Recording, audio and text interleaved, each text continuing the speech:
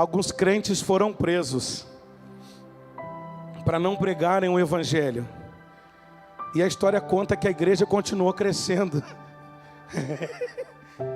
Mas os caras estão presos, como é que a igreja continua crescendo? Eles começaram a pregar para os carcereiros. Os carcereiros foram se convertendo e os carcereiros começaram a falar de Jesus para outras pessoas. E eles não entenderam foi nada. Por que eu prendi os crentes e o evangelho continua? Porque essa mensagem, depois que ela toca o meu e o seu coração, depois que você descobre que Jesus é bom, depois que você conhece o poder desse Deus, depois que você conhece o poder restaurador dessa palavra, essa fé fica viva dentro de você. Não há nada que te pare. O que foi que Paulo falou da deusa?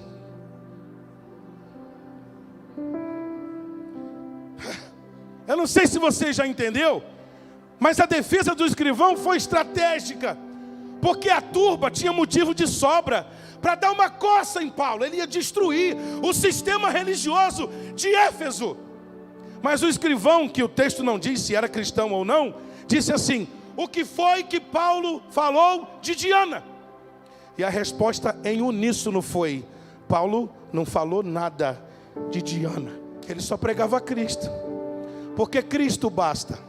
Eu não preciso criticar ninguém. Eu não preciso gastar minha rede social para criticar a fé de ninguém. Eu não preciso gastar horas do altar para falar mal deste ou daquele outro. Eu só preciso falar de Jesus.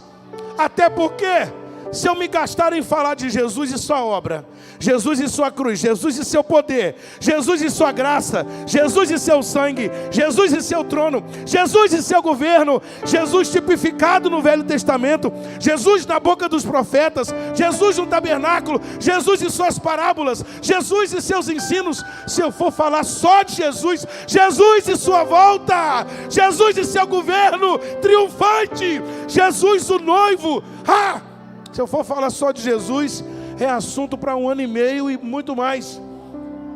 A gente não precisa ficar falando mal de nada nem de ninguém. A frase de Demer: Jesus está aqui.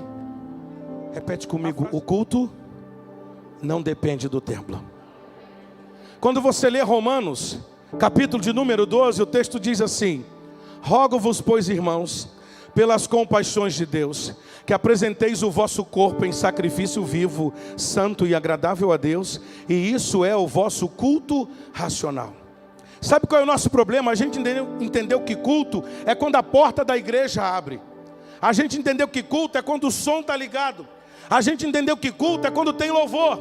A gente entendeu que culto é quando tem música. A gente entendeu que culto é quando tem liturgia. Quando na verdade isso aqui é só o ajuntamento. Isso aqui é só o encontro. Se você não trouxer um culto de casa, não vai ter culto aqui. Se sua vida não for uma oferta, isso aqui é só ajuntamento social. Está chegando um homem que quando ele prega, as pessoas se convertem. Bora fazer alguma coisa. As pessoas vão ouvi-lo. E ouvindo Paulo, as pessoas vão se converter. E quando essas pessoas se converterem, elas, número 1, abandonarão o culto à deusa Diana. Demétrios faz algumas afirmações. A primeira afirmação que ele faz: está chegando um homem que quando ele prega, as pessoas se convertem. É claro que não é na oratória que Paulo viaja pregando o evangelho, porque ele mesmo, de si mesmo disse: eu quando vim ter convosco, eu não usei das palavras persuasivas de sabedoria humana, porque afinal de contas eu sou formado aos pés de Gamaliel e de filosofia e de oratória, eu entendo muito bem. Mas quando eu vim ter convosco, eu não usei da oratória que eu conheço, eu não usei das palavras que eu conheço. Quando eu vim ter convosco, eu fui usado pelo Espírito Santo, e é por causa do Espírito Santo que vocês foram tocados. Então o próprio Paulo deixa claro que o poder da sua mensagem não reside na sua oratória. O próprio apóstolo Paulo deixa claro que não é confiado na sua filosofia que ele aborda as pessoas. Ele deixa claro que quando ele vai abordar as pessoas, ele vai pelo Espírito Santo de Deus. Pastor Mauri, que palavra para um domingo à noite. É a palavra que sara, é a palavra que te traz vida, é a palavra que te faz forte. Mas como que eu cultuo fora da igreja, pastora Mauri?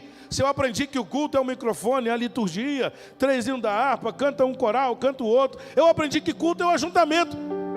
Quer comais, quer bebais, quer façais qualquer outra coisa, faz para a glória de Deus. Você quer saber de um culto que deve acontecer? Seja um bom pai, para a glória de Deus. Estará acontecendo um culto na sua casa todo dia. Seja uma boa mãe, para a glória de Deus, e estará acontecendo um culto na sua casa todo dia. Seja um amigo que honra acordos. Seja um amigo que honra a palavra, que honra aquilo que está só apalavrado. Ninguém assinou nada, mas você é crente. Mais que crente, você é homem. Seja um amigo que honre acordos. E ao fazer isso, você estará glorificando a Deus, e estará acontecendo um culto. Seja um filho que honre teu pai. Seja um filho que honra tua mãe.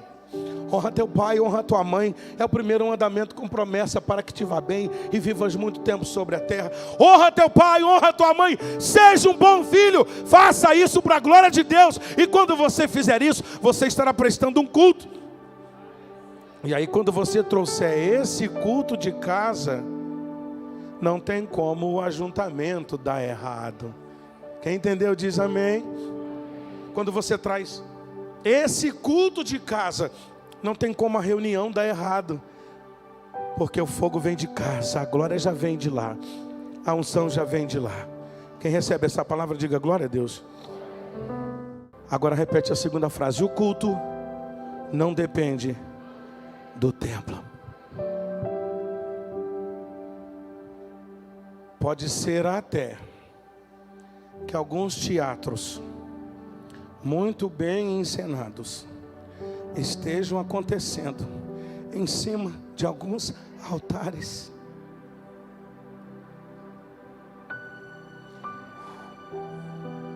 Pode ser até que a música seja boa, que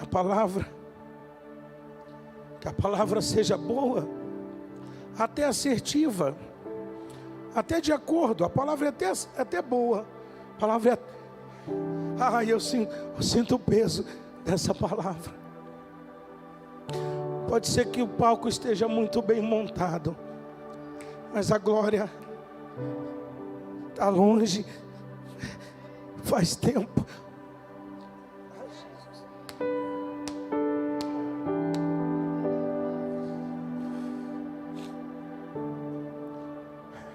O culto não é isso aqui, irmão. Isso aqui é uma festa gostosa. É gostoso esse encontro, essa música que flui, essa palavra que toca, que alimenta a gente. Isso é bom demais. Mas o culto é você. Você é o culto. Você é a oferta. Rogo-vos, pois, irmãos, pelas compaixões de Deus, que apresenteis o vosso corpo em sacrifício vivo, santo e agradável a Deus, e isso é o vosso culto racional. Quem entende essa palavra, diga glória a Deus. A gente avança um pouquinho na história, que teve uma vez que Jesus disse assim: eu tenho uma eclésia. Não foi Pedro que falou que Jesus tem uma eclésia. Não foi Paulo que falou que Jesus tem uma eclésia. Não foi João que falou que Jesus tem uma eclésia. Jesus uma vez disse assim: Pedro, sobre esta pedra edificarei a minha eclésia, eu edificarei a minha igreja, e as portas do inferno não prevalecerão contra ela. Jesus uma vez disse o seguinte: existe um povo que sai de suas casas, que se ajuntam publicamente para discussão de um assunto comum, e o assunto comum sou eu. E onde estiverem 2 ou 3 reunidos no meu nome, eu me faço presente no meio deles. Dê um aplauso para Jesus essa noite. Nos congregar é decisão dele. Nos reunir é a escolha dele. Quando você olha para a Bíblia, o termo eu sou igreja, ele não se aplica muito facilmente. Por que o termo eu sou igreja não se aplica muito facilmente? Porque o próprio estudo da palavra eclésia implica reunião. Não foi isso que dissemos? Um grupo que sai de suas casas, que se ajunta publicamente para discussão de assunto comum. O próprio estudo da palavra já me mostra que eclésia não é um. Então não eu sou igreja. O correto seria dizer, repete comigo, eu pertenço. Fala, eu pertenço à igreja.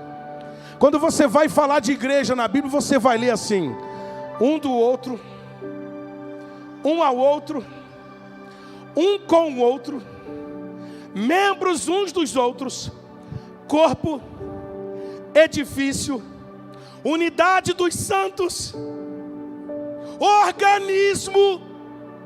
Nenhuma dessas palavras se sustentam na individualidade. Corpo, organismo, edifício, noiva, membros uns dos outros, um com o outro, um pelo outro.